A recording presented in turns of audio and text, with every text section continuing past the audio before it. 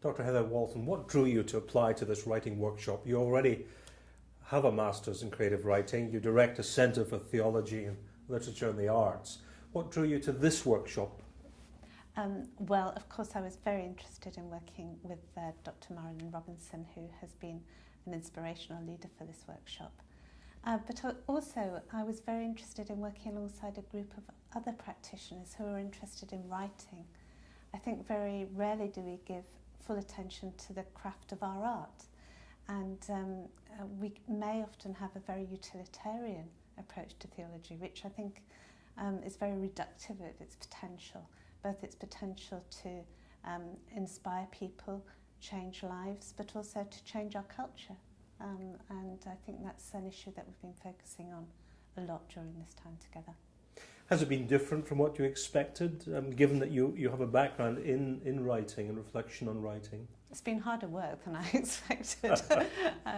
The fact that you're engaged with a group of a dozen people who are very enthusiastic, many of whom are Americans tend to be enthusiastic, about the project, has meant that we've been continually challenging each other and really challenging ourselves to improve our writing practice.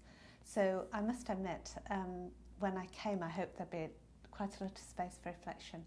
And there has been, but that reflection has taken the form of poring over our laptops and our notebooks, really working on our writing.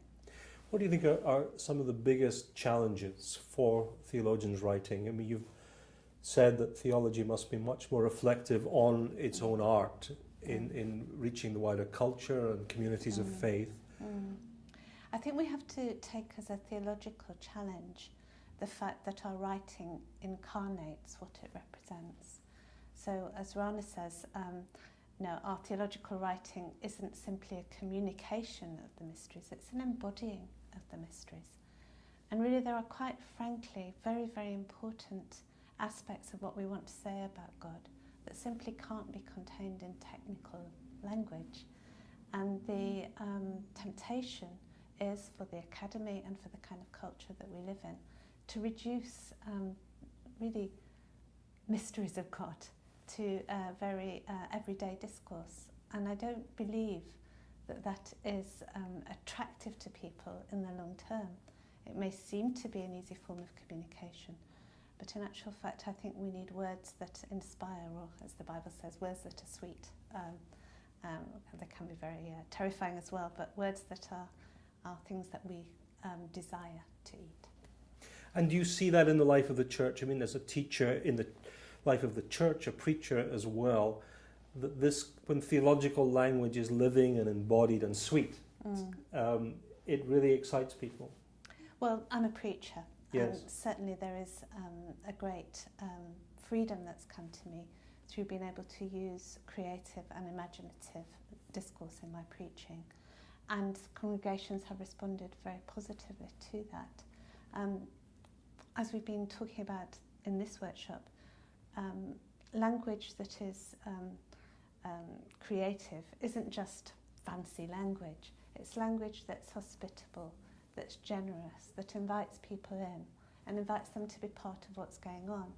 And I think we're seeking that form of Christian discourse, which we know in the past was, one of the reasons why the gospel message spread. We're seeking those forms of words to speak to our culture today. What will you take from this workshop back into your own teaching, your preaching, your scholarship? Many new things. It's not an easy challenge to think about hospitable language. I've been really challenged to think of the discipline of doing that, because it's often very big temptation to turn to the stock phrase, the easy answer, the sign to my colleagues that I'm in the guild. But I have to try and write things freshly and newly, and that takes energy. But the colleagues that I've met here have shown me that it's a journey that many people are on, and I shall certainly not see myself as alone in this, but also that I'm accompanied in it. And there'll be people that I've met here that I will turn to advice in the future as well. Dr. Walton, thank you very much indeed. Thank you.